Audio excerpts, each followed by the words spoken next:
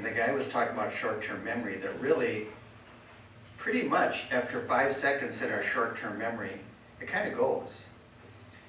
And all of you had that. But the short-term memory is good for some things, but we don't store it long-term.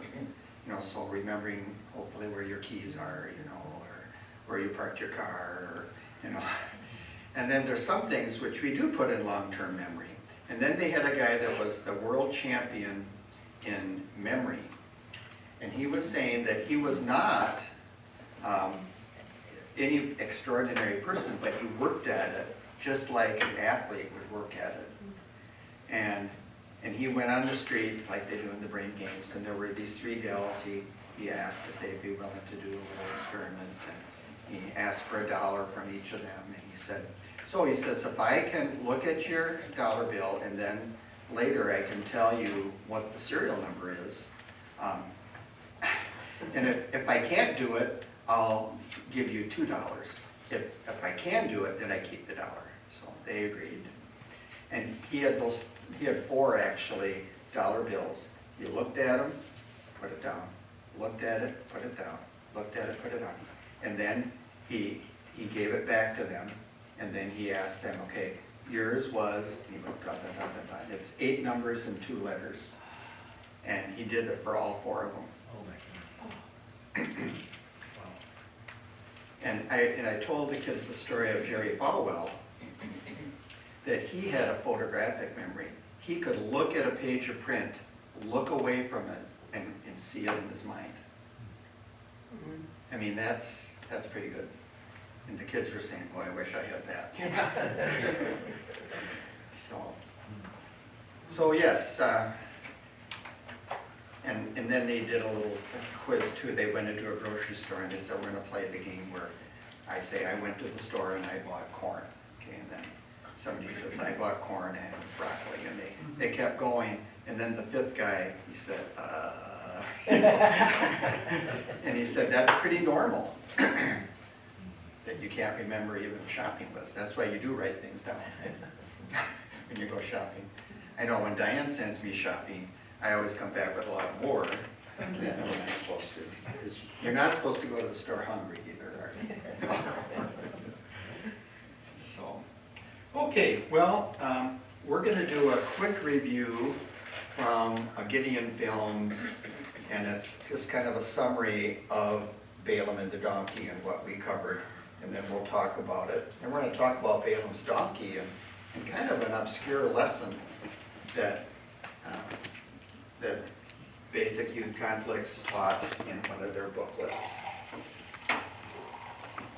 And I don't think this is copyrighted at all, but we're not going to decide.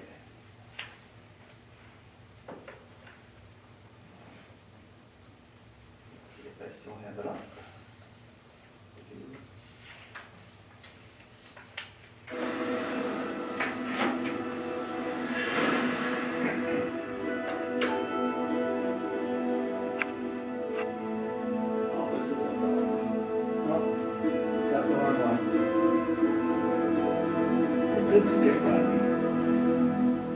Again the Israelites did evil in the eyes of the Lord. That's for Sunday. And for 7 years he gave them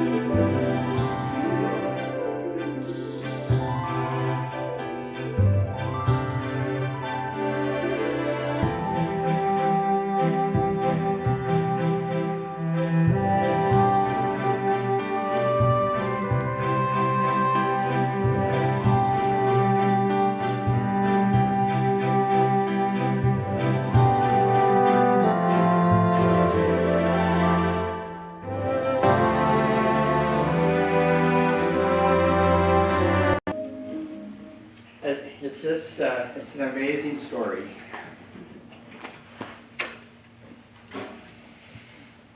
One of the things that hit me again in that, when Balaam said, "The Lord my God." So, okay, so a quick review then, kind of going through some of that. So we did go through chapter 21, and that's when they lacked water again. The Amorites attacked, and they defeated them, and that's what got Balak worried. Okay, well, Amorites are pretty powerful people, and they wiped them out. And remember that the Amorites were the Canaanite people. They were descendants of Ham. And Abraham had been told, okay, 400 years from now, which is pretty amazing, the Amorites are we're going to bring judgment on them, because the sin of the Amorites is not yet full. God gave them 400 years to repent. And they had Sodom and Gomorrah to look at. They saw what happened in Egypt, and they saw the crossing of the Jordan. It's pretty interesting, I think, the Bible references in both Old and New Testament to Balaam, considering he was a false prophet. I had written down that Kim gave me a sheet that all of the verses in the Bible where Balaam is mentioned. There's 57 references. That's a lot when you consider I don't know how many references to Elisha, you know. I know David is probably the number one. So that's a lot of press for a guy. And even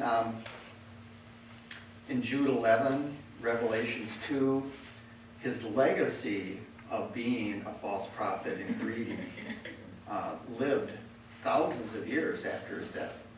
That's not the legacy you want as a person, to say, oh yeah, well, this guy, and you want a legacy like, Lincoln had, or, George Washington, and Abraham. So, it's interesting too that, one of the verses says, woe to them, they have taken the way of Cain, they have rushed for profit in Balaam's error, they have been destroyed in Korah's rebellion. In the book of Jude, those are three of the big guys from the Old Testament that are bad examples: Cain, Balaam, and Korah. I saw a little phrase that kind of fit this too. It says, if you can't curse them, corrupt them. And that's the path that Balaam took. He says, well, I really want that much. It seems like the lure of the riches was pretty strong. But it was kind of strange in a way that God said, I'll let you go. Yes.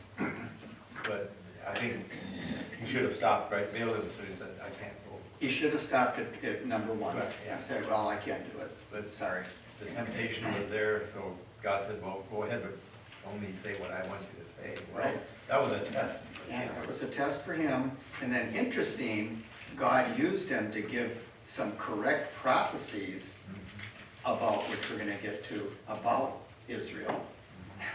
So, yeah, who can understand quite the mind of God on some of that? But right, he should have quit while he was ahead. And J. Vernon McGee says that if you can't curse them, corrupt them. Satan has the same plan for believers today. A believer is safe, for eternity, for good Calvinists. But Satan's going to try to corrupt us so that we don't have a testimony for others as well. J. Vernon McGee says, if you think it was a miracle for a donkey to talk, think of God using Balaam to give a correct prophecy. That was also a miracle in a way. Let's see, verse 14 of Revelation says, I have a few things against you, you who have some there who hold the teaching of Balaam, who taught Balak to put a stumbling block before the ones in Israel, so that they might eat food sacrificed to idols and practice sexual immorality. It's interesting in the book of Revelation that John is giving actually more detail than what's in the book of Numbers. He's saying what Balaam actually did. Because we're going to find out that they did fall, and when they took judgment on the Moabites, it says, and among the killed was Balaam, that he was there. Now, the other interesting thing I think is he was 400 miles away, down in the Euphrates River basin, Mesopotamia, and so when they came back the first time, 400 miles down, 400 miles back, and then say, hey, you won't come, well, go again, we'll send some more guys, and more riches. How long did that take?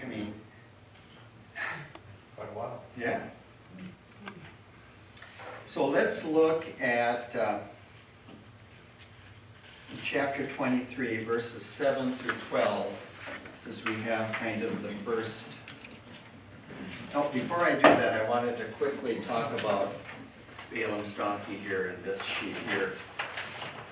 One of the things that this little booklet was from, how to make an appeal, when we're asked by an authority over us to do something that is not correct, and the writer of this uses, besides other people in the Bible like Daniel, and how he made a good appeal too, but how the donkey did as well. And the other interesting thing is that he was riding a donkey, which is significant, because that was a symbol of peace. He was coming in peace. Kings came on horses, which were symbolic of going to war. So that was an insight I had never thought of before. And of course, what did Jesus do when he came into Jerusalem? He came riding on the foal of a donkey. So then that first part where the donkey is useful only when it gets under authority. A domesticated donkey is gentle and helpful. A wild donkey, untamed by lack of hard work, remains useless and rebellious. So this donkey was well trained. The donkey said, hey, haven't I been a good donkey? I've been good. The donkey symbolized the intent of the one riding upon it. That was the symbol of peace. The donkey makes tremendous effort to serve his authority. The donkeys are really, really tough animals. They were used in the Grand Canyon, to carry loads, and sure-footed. If you're riding, some of those paths, I guess, in the Grand Canyon are pretty narrow, and you can ride donkeys down to the bottom, and I don't think I'd want to do that anyways. So a donkey consistently gives warning of approaching danger, and he certainly did that. And, as an employee of a company or whatever, if you see the boss going in a way like he's pilfering funds or whatever, it's kind of your responsibility to go to them and respect and say, this is going to ruin the company. And the donkey was doing that. He said, hey, I'm not going to go forward. I see an angel there. And donkeys typify an attitude of contentment. No other animal provides so much service or for such a long time with so few needs. They become productive at the age of 2, and they can work until they're 40. I remember when I went to Honey Rock Camp in Wisconsin, they didn't have a horse program. They had a burro donkey program, and you would ride donkeys instead of horses.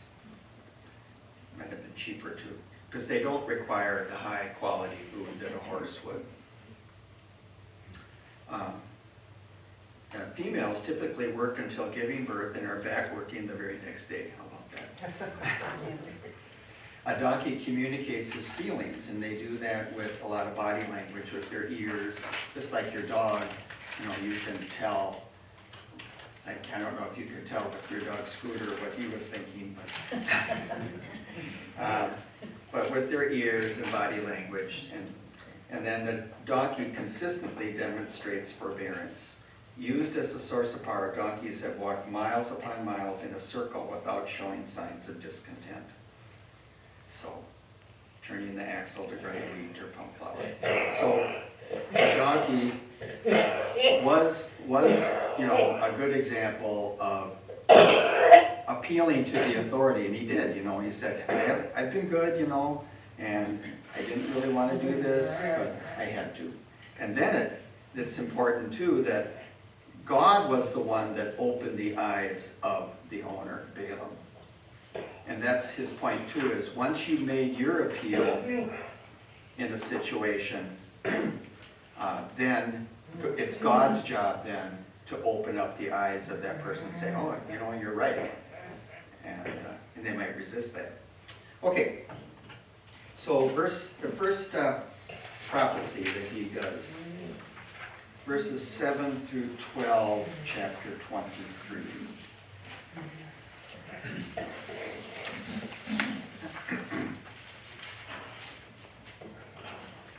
And it's interesting, he took him to different mountains.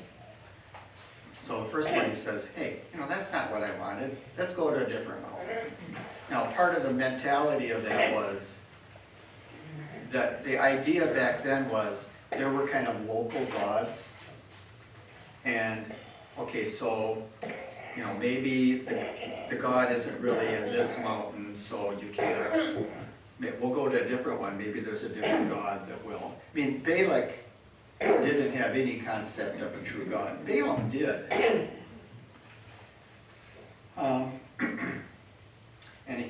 it was quite the big deal, too. He had 7 altars, like we showed, a bull and a ram on each, and then they had a feast up there, and it was a regular pagan big deal. So Balaam's first oracle, verse 7. Balaam proclaimed his poem. Balak brought me from Aram, the king of Moab, from the eastern mountains. Come, put a curse on Jacob for me. Come, denounce Israel. But how can I curse someone who God has not cursed? How can I denounce someone the Lord has not denounced? I see them from the top of a rocky cliff, and I watch them from the hills. There is a people living alone. It does not consider itself among nations. Who has counted the dust of Jacob, or numbered the dust clouds of Israel? Let me die the death of the upright. Let the end of my life be like theirs. And Balak, you could just say his jaw, dropped, and he said, what have you done to me? I spent all this money on these sacrifices. I promised you gold and riches. I brought you to curse my enemies, but you have only blessed them. And once again, he should have gone home at this point. And he answers, shouldn't I say exactly what the Lord put in my mouth? Well, that's a good theme to live off of. So Balak moves on. So here's, and it'd be interesting too, let me die the death of the righteous and let my last end be like his, like Israel. He's saying, there's a good end to these people. So he recognized that, which once again, it's really puzzling to me that he didn't just go home. Okay, second prophecy, 18. Question. Yeah.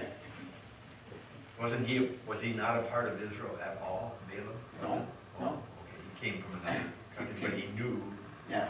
Okay. Yeah, now some people have felt like, he was from that area, and he was, a prophet for hire. And and apparently they think his father was also in the business, maybe they had a billboard up, So he was well known for that. He was well known. I mean, if he was 400 miles away, Yeah. and Balak knew, hey, this guy I've heard through the caravans or whatever, when he curses somebody, they get cursed. Hey, okay, I'm kind of stuck here. So let's try it. So then verse 13 it says, please come with me to another place where you can see them. And you will only see the outskirts of their camp, but you won't see all of them. From there, put a curse on them. So Balaam took him to Lookout Field on top of Pisgah, built 7 altars again, and offered a bull and a ram on each. Interesting, Pisgah, that's where later Moses was taken to view the land, which I thought was interesting. And apparently that was a pretty good view. You know, if you've ever climbed a mountain, you know, and you've been on the top, boy, you really can see a lot. And I think, you know, God gave Abraham even a supernatural vision, not Abraham, Moses, a supernatural vision of all of the land they were going to get. Because he could see all the way to the Mediterranean, and I'm not sure if that was true from a mountain. So this was before they actually entered the land? This is, yeah, Before they were on their way, Okay. yeah. But they had those battles along the way. And remember, they did defeat some people. It was at east of Jordan. And then 3 of the tribes, remember, said, hey, we'd like to stay here. No, only if you come and help defeat the rest of the land. So Balaam said to Balak, stay here by your burnt offering while I seek the Lord over there. So, you know, you can see the wheels are turning. And the Lord, this is amazing too, that this is a guy that's got a very sketchy, you know, resume. And God is talking to him. The Lord met with Balaam and put a message in his mouth. Then he said, return to Balak and say what I tell you. So he returned to Balak, who was standing there by the burnt offerings with the officials of Moab. And Balak asked, what did the Lord say? And Balaam proclaimed this poem. These are really, you know, you have to believe their divine origin. Balak, get up and listen. Son of Zippor, pay attention to what I say. God is not a man who lies, or the son of man who changes his mind. Does he speak and not act, or promise and not fulfill? There's a song, there's an old Bible scripture and song that has that. God is not a man that he should lie. Maybe some of you remember that, but you know, a great verse and truth. I have indeed received a command to bless, and since he is blessed, I can't change it. He considered no disaster for Jacob. He sees no trouble for Israel. The Lord their God is with them, and there is rejoicing over the king among them. Who's the king among them? God.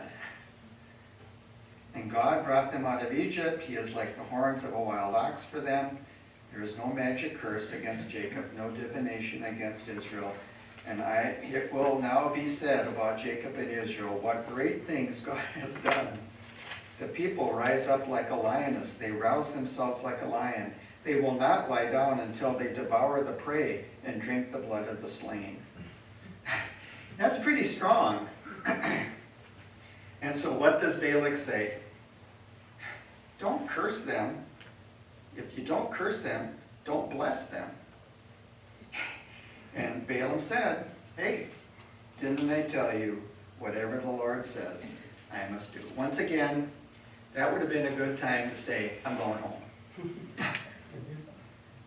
So again, Balak said, please come. I will take you to another place. Maybe that's going to be the magic formula.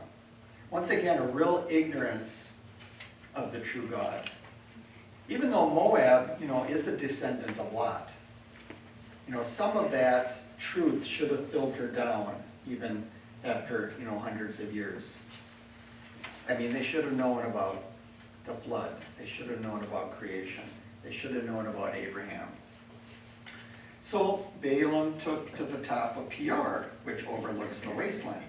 And Balaam told Balak, build me. Now Balaam said, build me 7 altars here and prepare 7 bulls and 7 rams for me. So Balak did as Balaam said and offered a bull and a ram on each. And it's the same story, second verse. He's, so,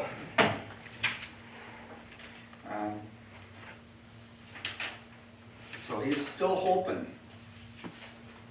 Chapter 24. Verse, I think, is pretty significant. Why don't somebody read verse 1 in chapter 24. Now when Balaam saw that it pleased the Lord to bless Israel, he did not resort to sorcery as at other times, but turned his face toward the desert. Okay. Now that's an interesting insight, that apparently he was using some of his kind of black magic, his omens and, you know, occult type things before. But once again, he's perceptive. He's saying, you know, God really likes this. So then Balaam looked up and saw Israel encamped, tribe by tribe. The Spirit of the Lord descended on him. Okay, he's anointed now by the Spirit. A man who's a very, very jaded, but God used him anyways. So here's the last one, or the next one. There's another one coming too. Oracle of Balaam, son of Beor, oracle of man whose eyes are opened. Oracle of one who hears the sayings of God, who sees a vision from the Almighty, who falls into a trance with his eyes uncovered. Now that was probably something that they used back then too. You'd go into a trance and then you'd have some saying from, you know, well, from Satan. Well, how beautiful are your tents, Jacob, your dwellings, Israel, and stretch out like river valleys, like gardens beside a stream. Like aloes the Lord has planted, like cedars beside the water. Water will flow from his buckets, and his seed will be in abundant water. His king will be greater than Agag, and his kingdom will be exalted. God brought him out of Egypt. He is like the horn of a wild ox for them. He will feed on enemy nations and gnaw their bones. He will strike them with his arrows. He crouches, he lies down like a lion or lioness. Who dares to rouse him? Those who bless you will be blessed, and those who curse you will be cursed. You know, that's still true today, isn't it? That the countries that are cursing Israel, like Iran, eventually they're going to be cursed by God. They're not going to get away with that eventually. Someone I remember, you know, that when Great Britain kind of abandoned protecting Israel, that their whole empire kind of declined after that, which I think is interesting. So another great verse there that has, so then Balak became furious with Balaam, struck his hands together and said, I summoned you to curse on my enemies, but instead you blessed them these 3 times. Now go to your home. I would have rewarded you richly, but look, the Lord has denied you a reward. And, okay, he's furious. And, you know, and rightfully so. He spent a lot of dough. And Balaam answered, didn't I previously tell the messengers you sent me that Balak here that will give me a house full of silver and gold? I could not go against the Lord's command to do anything good or bad. I will say whatever the Lord says, and now I'm going back to my people. First, let me warn you about these people will do to your people in the future. Whoa. And he says, so let's see, starting in verse 16, the oracle of one who hears the sayings of God. He's kind of taken pride in that now, isn't he? He says, I speak for the Almighty. As who sees a vision from the Almighty, who falls into a trance with his eyes uncovered. I see him, but not now. I perceive him, but not near. A star will come from Jacob, and a scepter will arise from Israel, and will smash the forehead of Moab and strike down all the Shiites. Edom will become a possession. Seir will become a possession. Israel will be triumphant. One who comes from Jacob will rule, he will destroy the city's survivors. Then Balaam saw Amalek and proclaimed this poem. Amalek was the first among the nations, but his future is destruction. Next he saw the Kenites and proclaimed this poem. Your dwelling place, your nest is set in the cliffs. Cain will be destroyed when Asher takes you captive. Wow. So, I mean, that's a really insight, isn't it? A star will come out of Jacob. Now, I read that when the wise men came, they knew about that prophecy. Now, they were from that same area where Balaam was. So apparently that was probably written down somewhere. And so when they said a star will come, what did they say when they came? We saw his star. And a scepter, you know, he's saying the Messiah is going to come, the one that's going to rule and eventually destroy all these nations that oppose. So that's, and of course I've said before, you know, we use that verse in Christmas programs. Now, one thing that I read too is, let's see, yeah, the theory is that wise men knew of this prophecy since they were from the same area and were looking for it. Some say that rather than 3 wise men coming, perhaps, there were 300. The other factor was that wise men were also from the line of disciples of Daniel, who spoke of the coming Messiah. The star appeared 1,500 years after this prophecy.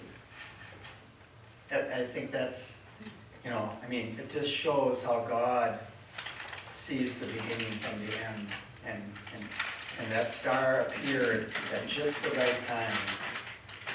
He knew when the Messiah was going to be born. And the interesting thing is he gave that prophecy to Balaam. So he rants about the other nations. Now, verse 25, Balaam goes home. Good. And Balaam went on his way disappointed, but that's not the end of the story. And like I said, Revelations 2 gives the best insight. Like we said all four and over, he should have quit while he was ahead, but scriptures indicate that once again, he thought he could still get some dough without cursing. Just give a plan for God to punish them. Apparently, this is the advice Balaam came back and gave to Balak. This is what you do. You get them to worship Baal, to have sexual immorality with the Moabite women. You send the women over there, and then God's going to have judgment on them. Balak said, okay. And So then he probably got his money. he probably got his money. It seems like he did. Now, and eventually, as we go ahead to chapter 31, let's see, 31, 1 through 3, it tells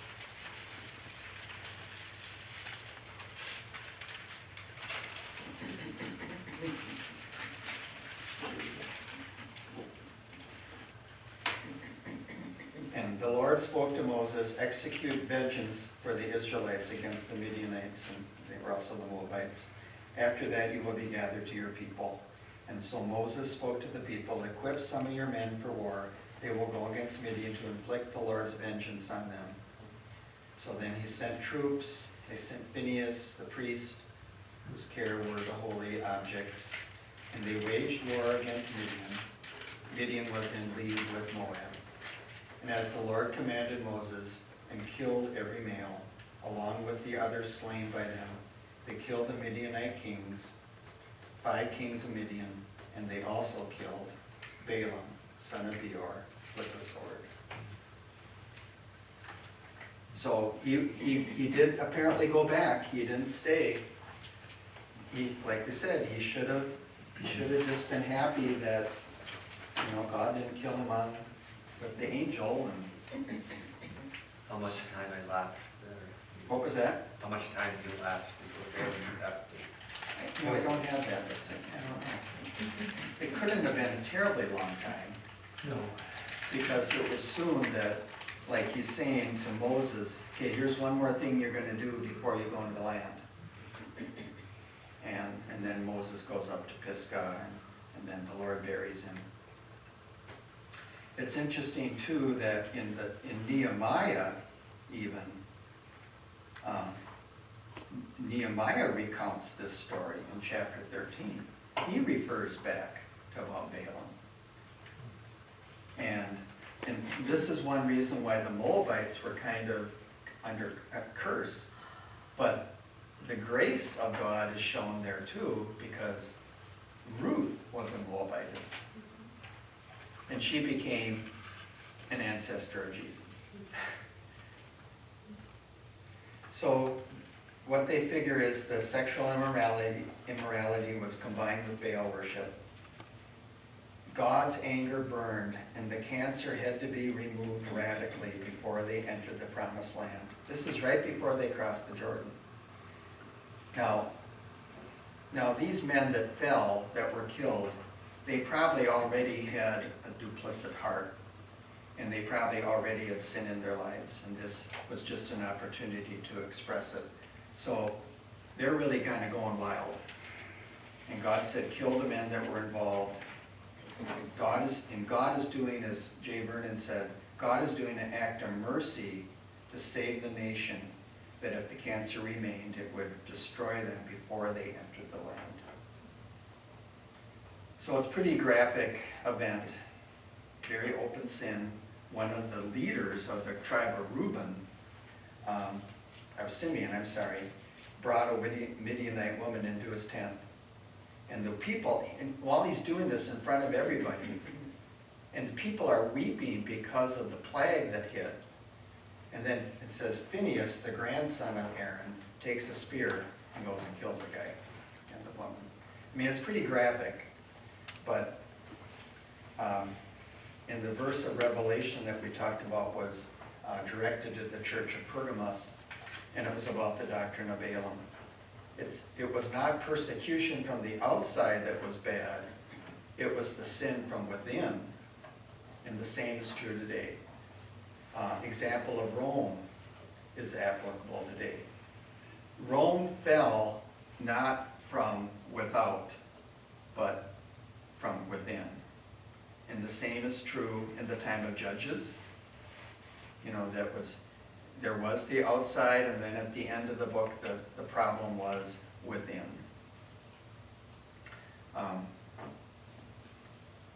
We're pretty much done here, but chapter 26, you have the population. Now they retake the census. Now compared to the earlier census, it's pretty much zero population growth.